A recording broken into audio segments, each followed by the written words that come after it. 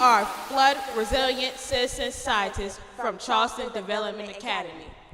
We're here to teach you how you can become flood resilient too. First, you have to be curious and start asking questions. We started with 3 questions. Where did all this water come from? And where did it go? We learned from the Charleston waterkeeper and Mr. Bramblett that our school used to be part of a huge tidal creek called Gaston Creek. Then it was a landfill. Developers made Gaston Creek smaller. Gaston Creek absorbs floodwater. That's what creeks do when they are left alone. What will happen if it is piped in for the new development project? We want to know too. We care about the animals and plants that were there first. The creek is resilient too. We see evidence that the creek is trying to come back. The water is even coming up through the streets where marsh grass spartina is growing too. You will need some basic STEM knowledge to understand why it is always flooding here so that you can become more resilient too. Do you know what causes tides? We can tell you. Tides are caused by the moon and sun's gravity pulling the Earth's water outward, forming a bulge of water on each side of the Earth, like us pulling on this hula hoop here. As the Earth rotates, it turns directly into and then away from the tidal bulges. As a result, there are 2 high and 2 low tides each day.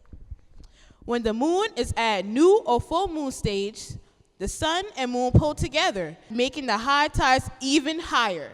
That's a bad flood day if you're in a low area like Charleston Development Academy. Do you know how a king tide is different from a regular new or full moon spring tide? Yep, we can tell you that too. A king tide takes place at full or new moon when the moon comes the closest it will ever be to the earth.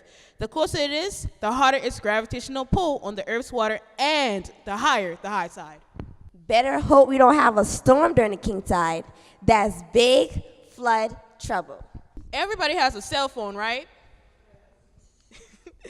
Don't just use it for Facebook or video games. Download a tidal app so you can know if there's going to be a high tide at the same time as a predicted flood event. You also need to be able to understand basic mathematical models of predicted number of flooding events and sea level rise scenarios, like this one from NOAA. We can change the slopes of these sea level rise lines if we reduce our carbon footprint. Understanding how engineers control stormwater is important too. The storm drains around CDA connect to Gaston Creek. At high tides, there is no more room in the pipe for stormwater to drain away, so it ponds in the roads. Sometimes you can't even drive down Hager Street near Line Street. We would like to thank all our STEAM mentors for their help with the My Story of Flood project. Ms. Hastings, our science teacher. Dr. Mary Custer from USC. Mr. Gene Firkschnott. Mr. Adam Chandler and Miss Elizabeth Bowers from Yo Art. Professor Cindy Hall and Dr. Bobby Lyon from the College of Charleston. Miss Lorna Roberts, singer and songwriter. And Mr. Lamar Hunter, hip-hop artist. Mr. Andrew Wonderly, the Charleston waterkeeper, and Mr. Jared Bramblett, a real stormwater engineer from Davis, Florida. Thank you for helping us to become flood resilient citizen scientists.